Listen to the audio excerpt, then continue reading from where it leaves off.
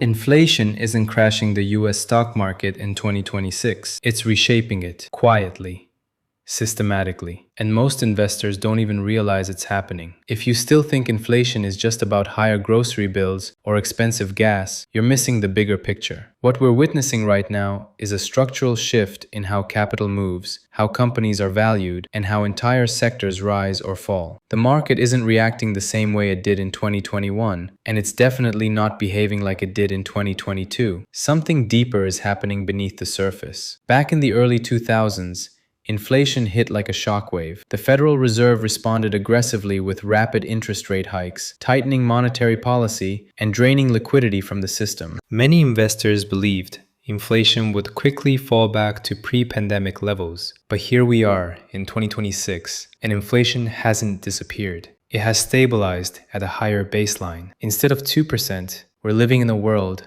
closer to 3 to 4% inflation. And that seemingly small difference is completely changing the rules of the stock market. For over a decade, markets were fueled by cheap money. Low interest rates meant future earnings were extremely valuable in today's dollars. That environment created massive winners in high-growth tech. Companies like Tesla and Shopify thrived because investors were willing to pay a premium for profits that might arrive years down the road. When money is cheap, risk-taking explodes, valuations stretch, speculation increases, growth at any cost becomes the dominant strategy. But inflation changes the math. Higher inflation leads to higher interest rates, and higher rates mean future earnings are discounted more aggressively. In simple terms, a dollar earned 5 years from now is worth less today than it used to be. That shift alone has quietly pressured high multiple growth stocks. It's not that innovation stopped. It's not that technology became irrelevant. It's that the financial environment no longer rewards distant promises the way it once did. At the same time,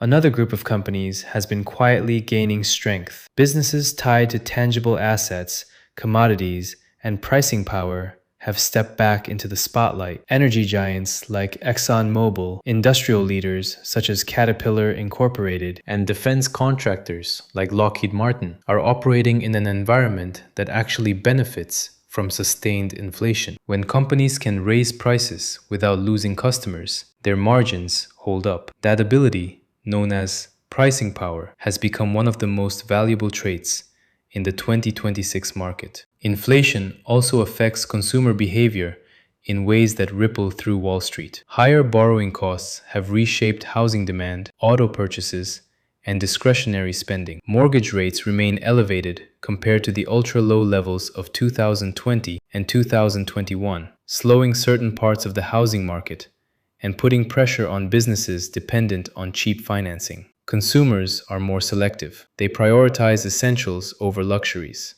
As a result, companies that provide necessities and value-oriented products are showing more resilience than brands dependent on impulse spending. But there's another force amplifying these changes: government spending.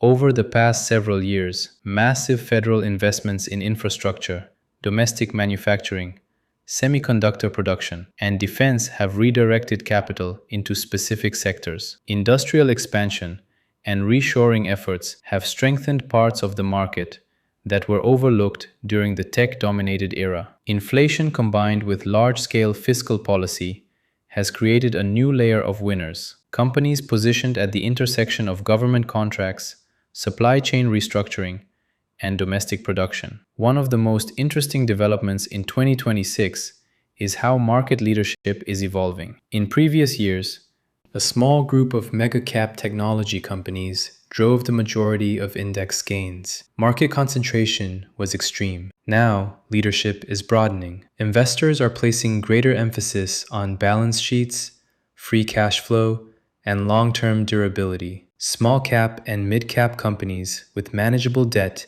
and steady earnings are regaining attention. The question investors are asking has shifted from how fast can this company grow to can this company survive and thrive in a higher inflation world? This is the real story. Inflation is forcing discipline back into the system. Companies with weak fundamentals and heavy reliance on external financing are finding it harder to compete. Meanwhile, Businesses with strong cash flow, manageable debt, and real economic leverage are attracting capital. Dividends matter again. Profitability matters again. Efficiency matters again. The speculative era rewarded narratives. The inflation era rewards numbers. What makes this transformation so powerful is that it's gradual. There hasn't been a dramatic collapse or a single defining crash. Instead, capital is rotating slowly, strategically, almost invisibly to the average investor. Sector by sector, the market is adjusting to a world where money is no longer free and inflation is no longer temporary. So the big takeaway in 2026 is this: inflation is not simply an obstacle for investors, it's a filter.